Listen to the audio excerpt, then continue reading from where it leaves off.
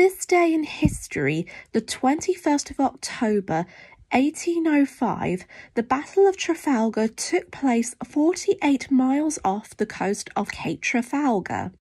As one out of a series of conflicts, famously known as the Napoleonic Wars, the battle would become infamous for the British Navy's victory over the Franco-Spanish fleet, which would pave the way to the downfall of Napoleon and the Republic of France.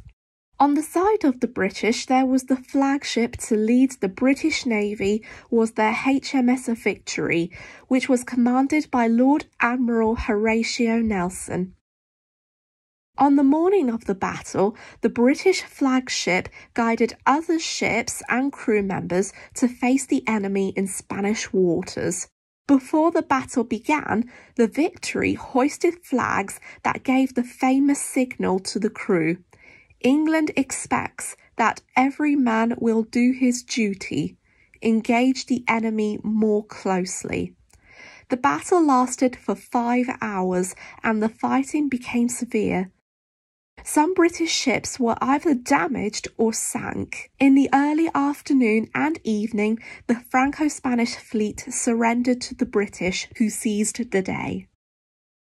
Overall, 8,500 people were killed and wounded, and the British managed to capture 20,000 prisoners. One of those killed was Nelson, who was shot by a musket ball. He died not long after the enemy fleet had surrendered. Following the Battle of Trafalgar, Nelson returned to England and was later buried at St Paul's Cathedral. Despite being badly damaged and being towed to Gibraltar by the HMS Neptune, the HMS Victory would go on to have a long career, and in 1922 she would rest in her permanent home, the No. 2 dry dock at Portsmouth Harbour. She is now listed as part of the National Historic Fleet at Portsmouth Harbour.